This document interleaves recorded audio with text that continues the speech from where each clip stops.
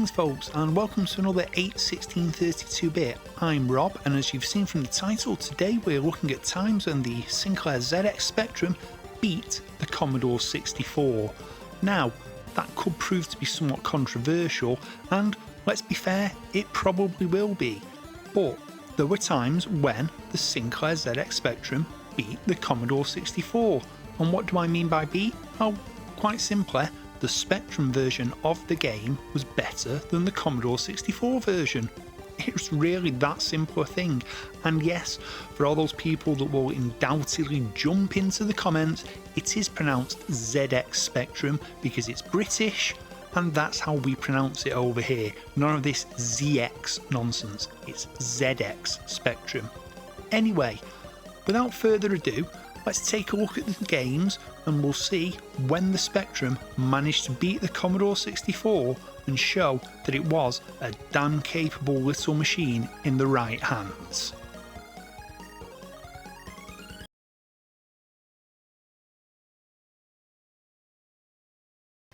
So here we go with the first game, and we have Chase HQ. This was a massive arcade conversion back in the day, and as you can see from the attract mode here, we're not really off to a great start with the Commodore 64 version. It looks jerky, it looks slow, it looks dull. Even though the C64 has more colours available to it than the Spectrum, and it has its hardware sprites and all the other little tricks that Commodore programmers could use, this just looks really janky, like properly janky. Now, it could be argued that driving games, certainly anything that involved into the screen scrolling like this, could be a bit of a weakness on the Commodore 64, and to be fair, that's pretty true. It's not the greatest genre for the system, but this is a particularly janky game. It is. I mean, it has good sound, the music's quite nice, but when you're playing it, yeah, slow, jerky, and of course that jerkiness plays into how the game feels as you're playing it, because, well, everything just feels off, you know. It doesn't feel like a good time when you're playing it. Now, that could be me being horrible, but I don't think it is. I mean, look at it. I mean, the road and the roadside graphics kind of look like they've been ripped from a Spectrum or an MSX game anyway. And it's just jerky, horrible. The cars look terrible. There's a weird attribute clash type effect as the road undulates. Yes, the cars are all hardware sprites, but even their scaling is just wrong. And here we have the Spectrum version. First off, instantly, I personally think, and many other people think, that this looks better. It just looks crisper, cleaner, more arcade-like. And, you know, this game is a great use of the Sinclair's brilliant attributes. The screen is higher resolution than the Commodore 64, so the graphics look more arcadey. You know, the Z80 seems to handle into the screen scrolling like this much better. Immediately, this is much smoother than the C64 version, and I would say far more detailed. There's a lot more detail to the sprites, there's more detail to the road, you've got a more convincing sensation of speed. Still have that weird attribute clash on the undulating road, but this feels like you're driving a high-powered police car chasing down criminals. Yes, the sound is somewhat lacking compared to the C64 version, but that was always the Spectrum's weakness. Even when the 128K system had become the norm and you were looking at the AY sound chip, but this really is a much better game. Because the game moves more smoothly, it plays better, it feels better, feels more responsive. You know, this is as close, I think, as the Spectrum would ever get in terms of an arcade conversion to the arcade original. If you think about Chase HQ in the arcades and you look at this, it's an impressive port, and yes, I'm going to say it, this version of Chase HQ kicks the Commodore 64's behind very, very hard indeed. Of course, we've got some more games to show, and you know, this might be the best example, but it's not the only one, as we are about to see. Your time's up.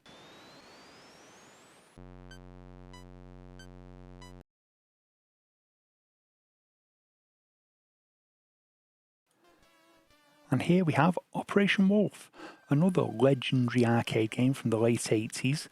Had an Uzi strapped to the front and you were mowing down hordes of villains. Very Rambo-esque in its styling.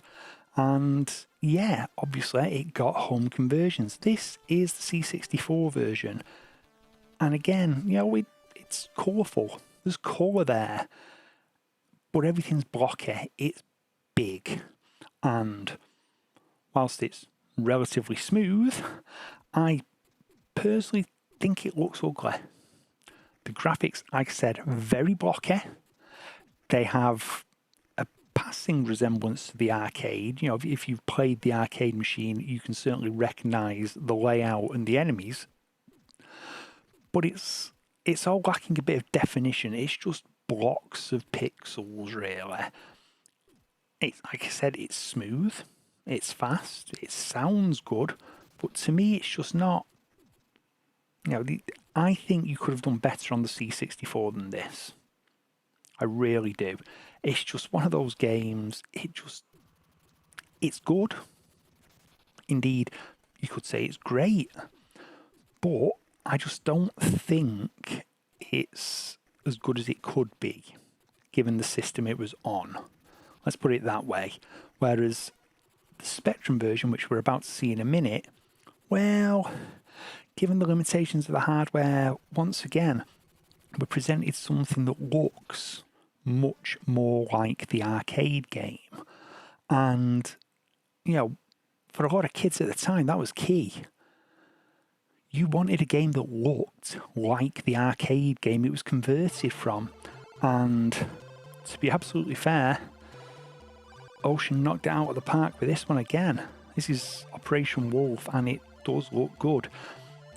Is it as colourful as the C64 version?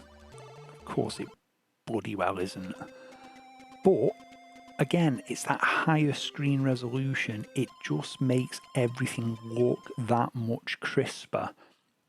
And, once we get into the game, as you'll see, it bears more resemblance to its arcade cousin. There's nice, clearly defined, albeit monochrome sprites. They're big. For a Spectrum, this is smooth and fast. And it is a good looking game, and it plays really well. I actually prefer how this plays to the C64 version, even though I'm massively worse at it, because I find that the controls on this are a little bit more finicky, shall we say. I mean, that could just be me. It could just be how I've got it set up, because I'm doing this using the keyboard, so I couldn't be bothered to set a joystick up, and I've never particularly been good with the keys. But look at it. These graphics are much more recognisable, the graphics and the enemies from the arcade, albeit in monochrome. Now, we're going to move on to another game that shows off the Spectrum's occasional superiority in Enduro Racer. Yes, it's another racing game. Now, Commodore 64 version, yeah, again, this is another one. There's some nice colour, there's nice sound, but yeah, it just doesn't, I don't know, it's, yeah, again, your scrolling isn't great. It's better than Chase HQ, I'll give it that, but it still looks a bit slow. That sensation of speed isn't there. Although it does, it looks fairly decent. Like I said, the sensation of speed, and that's what's key in any kind of racing game, is that sensation of speed. You do not get it in a lot of racing games, for my money, on the Commodore 64, and this is another prime example of that. It's jerky, it's slow, the sprite scaling is terrible. I mean, the roadside markers there, the yellow and green bits, look really good. But, yeah. The specky version, again, way less colourful, but the graphics look better, and I feel you get a better sensation of speed. And, it bears more resemblance to the arcade machine. The layout of the hood at the top, the font choices, they're more arcade accurate. The graphics is a lot more roadside detail. It's clearly faster.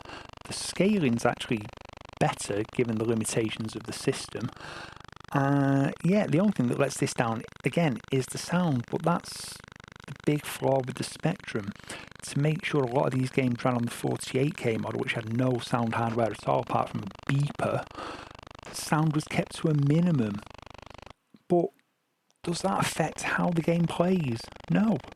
This is a damn good game. It's a brilliant example, again, of the Spectrum doing a particular type of game better than the Commodore 64. And for my money, I'm hard pushed to think of many Commodore 64 racing games that are better than the Spectrum version where you can compare the two.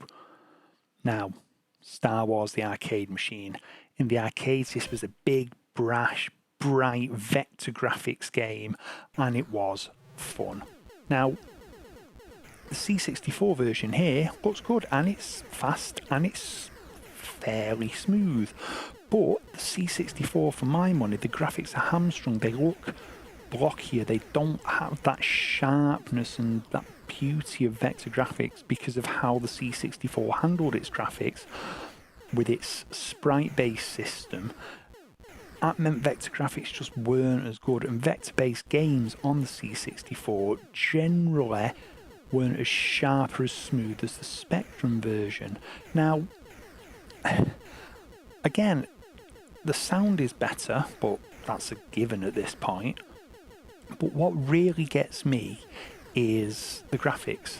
It is Star Wars Arcade, but it doesn't look right. And if it doesn't look right, it doesn't feel right. It's just too chunky. And you can see it in the animation of the TIE fighters.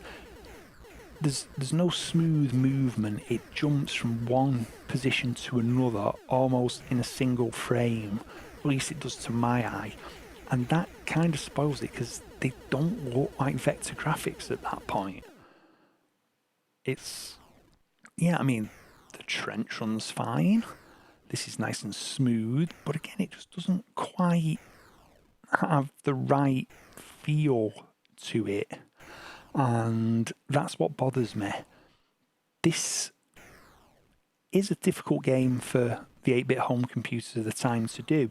They didn't have vector displays, and that obviously meant there were going to be compromises on the visuals.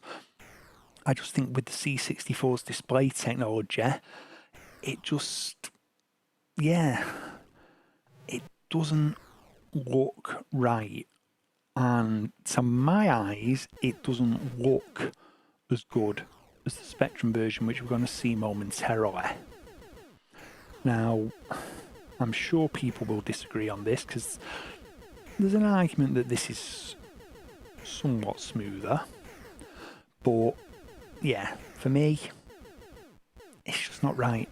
And this goes for pretty much any vector game on the C64, Mercenary, anything like that. The Spectrum versions generally were better. The Z80 was just better at handling 3D space than the MOS 6502, I think it is, in the C64. And, that's quite apparent on this game. you know, the higher resolution as well plays up to it. Now, I committed a cardinal sin when I did this. I forgot that the up and down controls are reversed when I reset the keyboard controls. So do forgive the frankly shocking way the cursor will be moving around the screen in a moment, because that's all on me. But instantly, for me, this looks more like the arcade game. The colours look more correct. You know, the graphics don't have that chunkiness. They have the sharpness I would expect from vectors. And, you know, like I said, I just think it looks better. It looks way, way, way more arcade accurate. It's not even a question at this point. This is a much better looking game than its C64 companion. And that gives it the right feel while both versions play quite well, and I'm not going to say the C64 version doesn't play quite well, this just feels like Star Wars Arcade.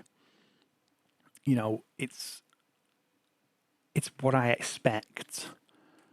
It's got that look. It's got a bit more of the smoothness. You can see the animation there. To my eye, anyway, might not look to yours, but to my eye, it looks better. There's a smoothness because it's not sprite based, because the Spectrum didn't have hardware sprites, and the entire screen was drawn in software.